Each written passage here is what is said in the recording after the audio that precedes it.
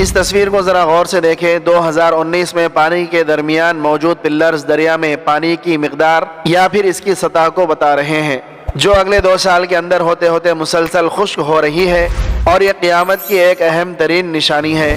یہ ہے دریائے فرات۔ دریائے فرات کا خشک ہونا ہی دنیا کی سب سے آخری جنگ کے شروع ہونے کا آغاز ہے، جس کا دعویٰ دنیا کے سب سے سچے انسان حضرت محمد صلی اللہ علیہ وآلہ وسلم نے کیا ہے، جو ہر صورت میں پورا ہو کر رہے گا۔ حضرت ابو ہریرہ رضی اللہ تعالیٰ عنہ سے روایت ہے کہ رسول اللہ صلی اللہ علیہ وآلہ وسلم نے فرمایا کہ قیامت اس وقت تک قائم نہیں ہوگی جب تک کہ فرات سے سونے کا پہاڑ نہ نکل آئے، جس کو لے کر بہت ہی خوفناک لڑائی ہوگی، اور ہر لڑائی کے اندر 100 میں سے 99 لوگ مارے جائیں گے۔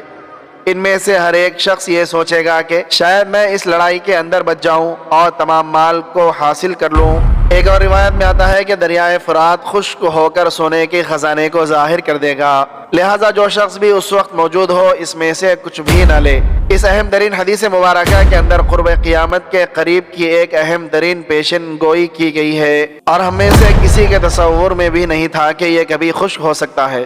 ان قریب خشک ہو کر ایسے لوگوں کی آزمائش کرے گا جو کہ دنیا کے مال و زر یا لالچ کا شکار ہوئے یا پھر بے دین ہو گئے، اور اس مال کی خاطر ایک دوسرے کو قتل کریں گے، اور ایسے لوگ جو کہ رسول اللہ صلی اللہ علیہ وآلہ وسلم کی حدیث مبارکہ پر ویسے ہی عمل کریں گے جیسا کہ آپ صلی اللہ علیہ وسلم نے فرمایا کہ اس مال میں سے کچھ بھی مت لینا۔ یہ آزمائش ان دونوں جماعتوں کو بالکل الگ الگ کر دے گی۔ اس پیشن گوئی کو سمجھنے سے پہلے دریائے فرات کی تاریخ اور اس کی اہمیت کو سمجھنا انتہائی ضروری ہے۔ فرات یعنی صاف پانی۔ یہ دریا ترکی سے شروع ہوتا ہے، پھر شام اور عراق سے ہوتا ہوا گلف تک پہنچ جاتا ہے۔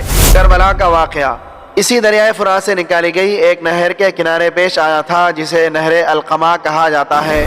جب حضرت امام حسین رضی اللہ تعالیٰ عنہ اور آپ کے ساتھیوں پر اس دریا کا پانی بند کر کے سب کو مظلومانہ شہید کر دیا گیا، اسی لیے روایت کے اندر اس دریا کی بہت ساری فضیلتیں بیان ہوئی ہیں۔ اس دریا کی لمبائی ہے 1900 کلومیٹر، اور ترکی کے مشرقی حصے سے یہ شروع ہو کر عراق اور شام سے گزرتا ہے۔ دریائے فرات اور دریائے دجلہ ایک دوسرے کے متوازی ہیں، اور یہ دونوں دریا پرشین گلف کے نزدیک ایک دوسرے سے ملتے ہیں۔ یہی دریا ایران اور عراق کا بارڈر ہے، اور دجلہ کی وجہ سے اس علاقے کی سرزمین زرخیز ہے۔ یہ سرزمین انسانی تہذیب کا مرکز رہی ہے، اور تاریخ کے اندر مختلف تہذیبوں کو اس سرزمین کے اندر کافی ترقی حاصل ہوئی ہے۔ مثال کے طور پر بابل کے قدیمی دارالخلافہ کی بنیاد بھی دریائے فرات کے اسی کنارے پر رکھی گئی۔ بعض روایات کے مطابق فرات ایک مقدس اور بافضیلت دریا ہے، جس کے اندر جنت کا پانی شامل ہے، جو 7ویں آسمان پر موجود ایک بہت بڑے درخت سدرۃ المنتہا کی جڑوں سے آ رہا ہے۔ آج کی تاریخ میں یہ بات ثابت کرنا مشکل ہے کہ 7 آسمانوں پر موجود سدرۃ المنتہا سے یہ کس طریقے سے یا پھر کس پائپ کے ذریعے یہ پانی زمین کے اندر پہنچ رہا ہے، یہ بات تو اللہ ہی بہتر جانتا ہے۔ انٹرنیٹ پر دریائے فرات کے خشک ہونے سے متعلق بہت سارے دعوے موجود ہیں کہ کہیں پر تو کوئی شخص یہ کہہ رہا ہے کہ وہ سونے کا پہاڑ انسانوں کو مل گیا ہے، جس کے بارے میں یہ پیشن گوئی کی گئی تھی۔ کوئی دریائے فرات کے خشک ہونے والے علاقوں سے ملنے والے اس پر اسرار شہر کو سونے کے ایک پہاڑ سے تشبیہ دے رہے ہیں۔ جون 2022 کو یہ خبر آئی کہ عراق کے اندر ایک بات چل پڑی کہ 6 سال کے بعد دریائے دجلہ کے خشک ہونے سے 3500 سال پرانی ایک بستی دریافت ہوئی ہے، اور ماہرین آثار قدیمہ کے مطابق دریائے دجلہ کے خشک ہونے کے بعد ظاہر ہونے والی یہ 1275 سے لے کر 1475 قبل مسیح کے درمیان قائم ہوئی یہ بستی زلزلے سے تباہ ہوئی تھی۔ بابل عراق کا یہ شہر دنیا کا سب سے پہلا میٹرو شہر تھا، لیکن بابل اب کھنڈرات بن چکا ہے۔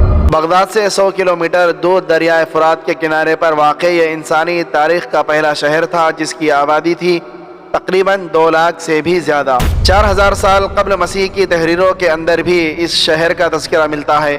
تورات کے مطابق حضرت آدم علیہ السلام بابل عراق کے اندر ہی رہتے تھے۔ جب قابیل نے حابیل کو قتل کیا تو قابیل اپنے اہل و عیال کے ساتھ بھاگ کر بابل کے پہاڑوں میں چلا گیا، تو اس جگہ کا نام پڑ گیا بابل، جس کے معنی ہے جدائی۔ پھر جب حضرت ادریس علیہ السلام مبعوث ہوئے تو دوسری جانب قابیل کی اولاد بھی بڑھ گئی، تو اس نے پہاڑوں سے نیچے اتر کر بہت ہی فساد برپا کیا، لیکن اس کے اندر نیک لوگ بھی شامل ہو گئے۔ تو حضرت ادریس علیہ السلام نے اللہ تبارک و تعالیٰ سے دعا کی کہ انہیں بھی ایک ایسی سرزمین عطا کریں جس کے اندر بابل کی سرزمین کی طرح ہی دریا بہتا ہو۔ مصر پہنچ کر ان لوگوں نے اس جگہ کا نام رکھا بیبلیون، جس کے معنی ہے اچھی جدائی یا اچھی فرقت۔ کچھ لوگ ان کھنڈرات کو ہی سونے کے پہاڑ سے تشبیہ دیتے ہیں، جس کے مطابق یہ ماہرین آثار قدیمہ کے لیے ایک سونے کے پہاڑ جیسا ہے، پر ایسا نہیں ہے۔ اس شہر کی دریافت ایک اہم کھوج تو ہے، لیکن اس کا رسول اللہ صلی اللہ علیہ وآلہ وسلم کی پیشین گوئی سے کوئی تعلق نہیں ہے۔ ترکی اور شام نے دریائے فرات پر بہت سارے ڈیم بنا رکھے ہیں، جس کی وجہ سے اس کے پانی کا لیول مسلسل کم ہو رہا ہے۔ اس پر پہلا ڈیم 1970 کے اندر بنایا گیا تھا، اور پھر 15 اپریل 2014 کو ترکی نے اس دریا کے بہاؤ کو مکمل طور پر بند کر دیا، جس کی وجہ سے ترکی اور شام کے بارڈر پر کافی حد تک خشک ہو گیا۔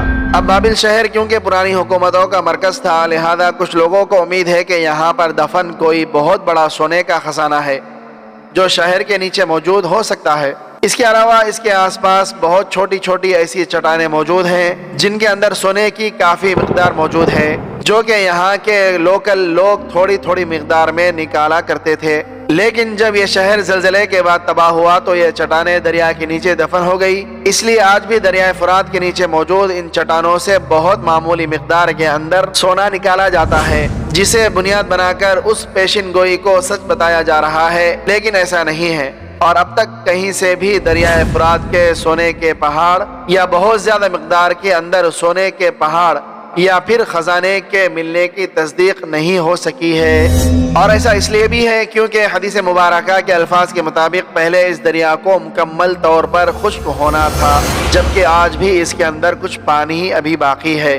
ممکن ہے کہ مکمل خشک ہونے کے بعد ہمیں واقعی کوئی ایسا سونے کا پہاڑ دیکھنے کو مل جائے، یا پھر ایسا خزانہ دنیا کے سامنے آ جائے جو حدیث مبارکہ کے الفاظ کے بالکل مطابق ہو، یا یہ بھی ممکن ہے کہ ہم انسانوں کو اسے کھوجنے کی ضرورت ہی نہ پڑے، بلکہ اللہ تبارک و تعالی خود ہی اس پہاڑ کو بنا کھوجے اچانک سے انسانوں کے لیے ظاہر کر دے۔